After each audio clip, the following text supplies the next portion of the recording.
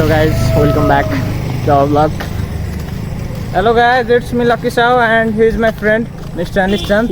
हजुर मायाले मिसेस अनिश चन्द पनि भन्न सक्नुहुन्छ। यो एकदमै त्यस तेज अरू चल्नु के हो गाइज यस्तो हो गाइज यस्तो इभिनिङ वाकिङमा आछौँ फेरि केटाहरू सिल हान्नु पऱ्यो हजुर पनि आउनु होला।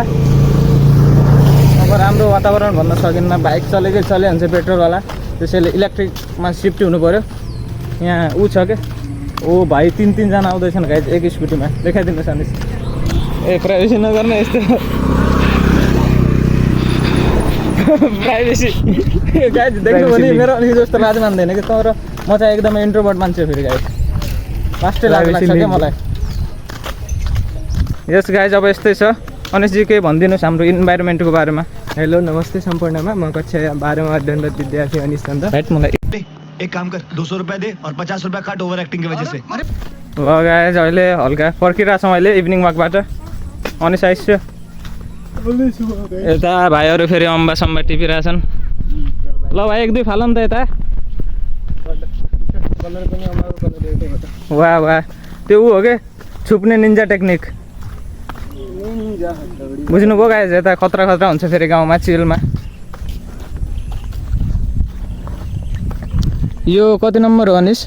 18 15 18 सायद ए 15 खैरबट्टी निम्बुखेडा 15 हो। ओ yes yes this is Nimbukheda 15 guys आउनु सक्नुहुन्छ भ्रमण गर्न। यसो इन्भाइरोमेन्ट कुल हुन्छ यता गाइज। फुलसुल दामी फुलसुल हरियो पनि छ यता खैरबट्टीतिर आउनु होला।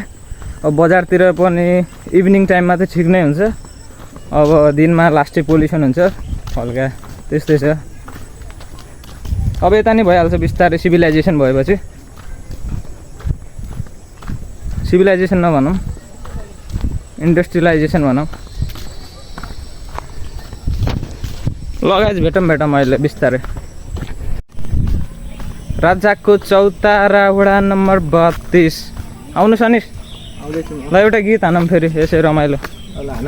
भन बोली भने गीतको बोली। ल ऊ मेरो बाल्यकालदेखिको मिल्ने साथी हाम्रो मृतता अरू सम्बन्ध भन्दा माथि हामी सहर घुम्न जान्थ्यौँ राति घरमा आमा बुवालाई मनोरमा न तयार एकअर्काको लागि सधैँसँगै बस्थ्यौँ स्कुल पढ्दा हामी दुबई नजाने यदि एउटा बिरामी जे पनि बाँड्ने हाम्रो राम्रो थियो बानी। उसले एक दिन चुरट सरकार सोधे ओइ खाने मैले पनि ताने सँगको छैन मानी दिन गयो बित्दै अनि दिन बित्दै गयो अनि लाग्यो त्यसको बानी बिस्तारै कुलतमा फसियो जाने नजाने गाजा अनि गोटी सामान र पानी यो पछि त्यो पछि त्यो दामी झ्याप नभई दिन पनि राम्रै नलाग्ने त्यसपछि फेरि कहिले उस्तै रहेनौँ हामी नहोलो सँगै आज तर म तर तेरो सम्झना यो मनमा छ साथ छोड्ने छैन भन्थ्यौ कहिले तर साथी निकै एक्लो छु अहिले। लगाइज कस्तो लाग्यो? Like comment share subscribe to this channel lucky Sau official.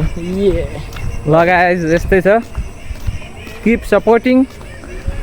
Okay लगाइज भेटौँ अब। राम्रो लाग्यो भने लाइक कमेन्ट सेयर सब्सक्राइब गर्नु होला।